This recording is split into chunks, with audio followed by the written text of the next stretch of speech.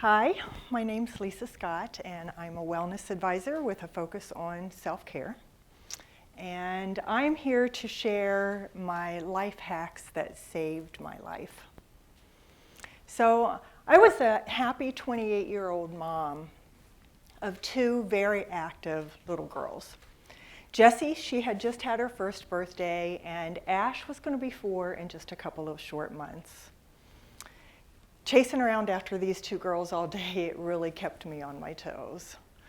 It was June, the summer of 1989, and we had recently moved to Ohio and bought our first home. Our life was really pretty exciting. We filled our days with these fun activities like playing on our new play set and splashing around at the neighborhood pool. I really wanted to be a stay-at-home mom. I wanted our children to be able to play in their own backyard and for me to be the one to hold them when they were hurting. And I wanted to be able to take them around so that we could explore this new area, this new state that we had moved to.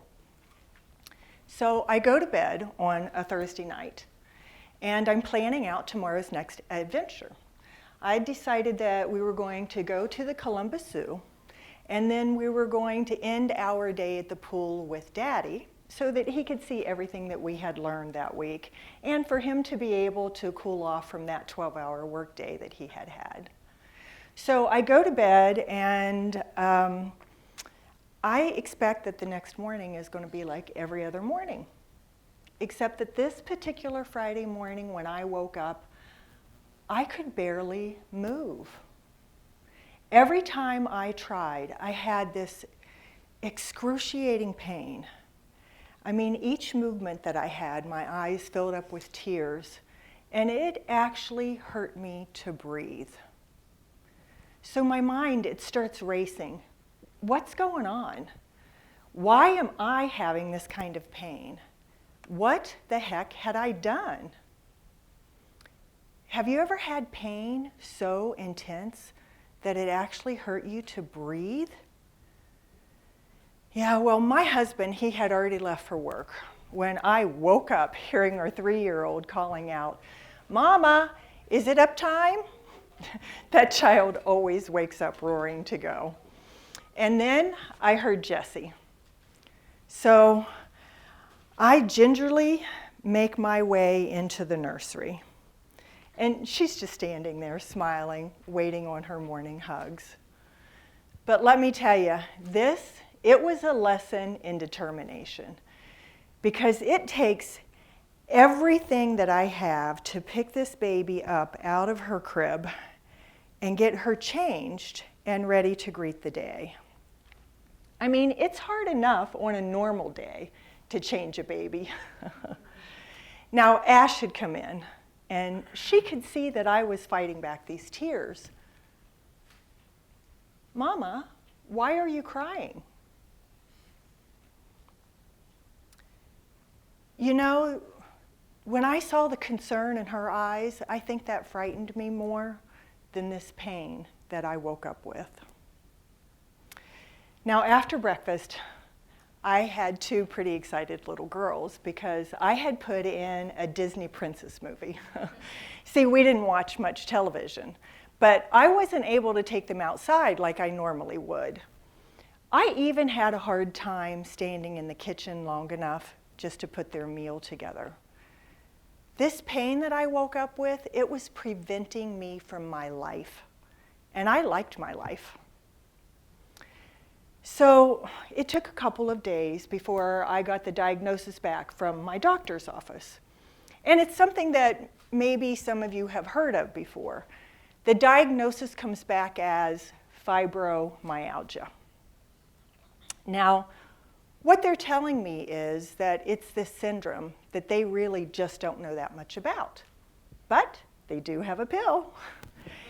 All I need to do is to take this pill. Great, I thought I'll just take this pill every day, and then in a day or 2, I'll get my life back. But it didn't happen that way. Now I took the pill, and I slept better that night, so I woke up in a bit less pain. I wasn't fighting back the tears like I had those previous days. But I woke up with this really dense fog. The best I can describe it is like a really bad medicine head. Now, I was in less pain, and that's a good thing. It's just that what I had lost was my ability to safely care for my girls, and that was not okay. So it turns out that I had had a reaction to that classification of drugs, and that's all they had to offer me at the time. So, okay, now what? Well, I'm a problem solver, and accepting this, this excruciating pain, or running around with this dense fog as my new normal, well, that just wasn't going to work for me, and I needed to figure something out. The girls and I, we were often over at the local library during story time, and this is where I began to research this syndrome called fibromyalgia. And what I learned from the library and from talking to everybody who knew anything about getting out of pain, well, it saved my life and the life of those around me. Now, for those of you who may have heard of fibromyalgia, you might be thinking right about now, I didn't realize that fibro was so life-threatening. Well, I guess that depends on how you describe your life. Because for me, it's about waking up with a smile and being able to do lots of different activities during the day, not being in constant agonizing pain. And it's about wanting to play and to cook and to hang out with my friends, not being so doggone tired that I don't even want to get up off the sofa.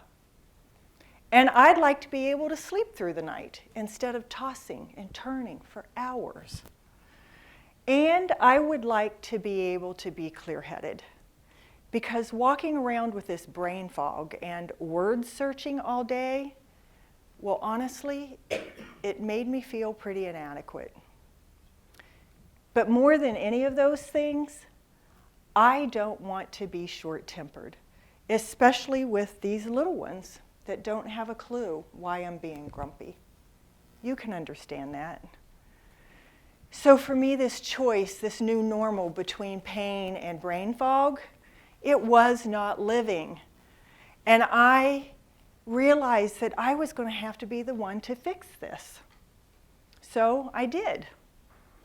Now, what I learned that was so life-changing about being healthy, like really healthy, both emotionally and physically, is that you can't address just one area in your life. And you can't just take a drug to try and fix one thing. I learned that even though I was happy and active, that I had had this chronic stress, and it had been building and building for years. I learned that I needed to take a step back and to look at my life holistically. The people who I thought were living full, healthy, happy, and wealthy lives, they treated their body as a whole. They paid attention to their thoughts, and they understood the importance of getting good rest, and they were intentional with how they held and carried themselves. They even paid attention to the foods that they selected, how they were fueling this body. These life hacks, as I refer to them, they really weren't even that difficult for me to implement into my day-to-day. I started with one thing, just one, and then that led to two, and then so on. And with each of these hacks, I got better. I got healthier. I got my life back. Actually, I was even better than my old self. Now, I was mostly learning from doctors and unconventional researchers about wellness, and what their research showed made sense. So unconventional or not, I needed to fix this thing. When I applied their techniques to my life, they worked. So now fast forward 30-some years to now, and you will see that I have made a career sharing what I've learned. I work with doctors and nutritionists and psychologists, all trying to bridge this gap between modern medicine and self-care modalities. I have learned that I was able to put together these 5 pillars of health, and each of these 5 pillars have contributed to my pain-free, happy, healthy, and wealthy life. And today I'm here to give you some of these life hacks so that when you're ready for self-care, you're going to have the tools that you need to get started, or at least you'll have more to add to your toolbox. So let's start with the first pillar. It is the letter P, and it is for positive thoughts. Now, it turns out that there's some really good science out there that shows that how our thoughts affect our moods and essentially our body aches and pains. So the key here is to begin to think about or to pay attention to what your thoughts are. Are you putting yourself down, not feeling quite good enough? Because all of us are dealing with these negative thoughts all the time. But what I've learned is that when I change that narrative over to a positive, it really lifts my mood. So the key here would be for you to start giving yourself the credit that you deserve. And you mentioned this, for all of the things that you do right every day. The second pillar, it is the letter R, and it is for rest. Do you know why we need to sleep? It's to renew and to rejuvenate and to detoxify our cells so that our lymphatic system, along with a lot of other things, can help to keep us healthy. So here's a tip. Eat your carbs, your sugary foods and beverages, early enough in the day so that they can get burned off or digested and hopefully burned off, so that they don't keep you awake all night, or so that they don't wake you up, because they will. The third pillar is the letter A, and it is for align. The tip is something that you can do with me right now if you'd like to. So all you need to do is to just roll your shoulders. Just roll your shoulders back and allow your shoulder blades to slide down your back. Now, take a nice deep breath and open up your chest. And hold that position for several seconds. And do that several times every day. It feels good, doesn't it? The fourth pillar is the letter N, and it is for nutrition. And it turns out that Mom was right again. We really are what we eat. So the key here is to start paying attention to what your body needs to feel its best. Because some of us think that we can eat this processed food and we think that we feel okay. But others of us, we get really sluggish and bloaty. So start paying attention to how you feel after you've eaten so that you'll know what your body needs to feel its best. For me, to feel my best, I need to eat mostly whole foods. You know, the kind that don't come with a label.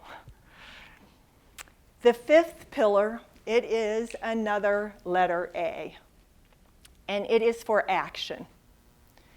Have you ever considered that our life is really just a series of habits? And it really isn't that difficult for us to select a better habit.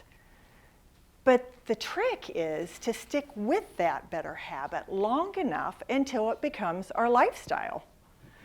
And you know what? It's really not that hard. All you need to do is to select 1 or 2 things that you want to change.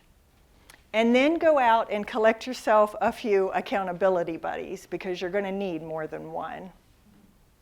And then just put that new habit into action every day and do it for a minimum of 30 days. And it's going to go by that quick. And before you know it, it's going to be part of your lifestyle. Now today, my life, it's virtually pain-free, both physically and emotionally. And when it isn't, I go back to my 5 pillars of health, PRANA, to figure out where it's out of whack. Now, did any of you notice when you put those 5 pillars together what they spell? Yeah, prana. Do you know why? Because by definition, prana is a life-giving force. And that's what I'm offering you here today. I'm offering you a life-giving force. When I have applied prana to my life, it's allowed me to live pretty much pain-free. Now, with this lifestyle, I have seen it help manage anxiety, depression, diabetes, high blood pressure, autoimmune disorders, weight problems, and the list, it just goes on and on and on. And who knows? Maybe this lifestyle has even prevented a life-threatening disease. If I had a crystal ball and I was able to show you your future, would you be willing to change a few habits to prevent something bad from happening to you or to someone that you love? Just think of prana. The next time that you go to select something to eat, or the next time that you hear somebody say, maybe even your child say some disparaging words about themselves. Is your life worth making a few changes? Is theirs? I say yes. I think everybody's life is worth it. So do something right now. Make a commitment to change one thing, just one thing, so that you might save your life or the life of somebody that you love. Because together, you guys, we can make a difference. Thank you.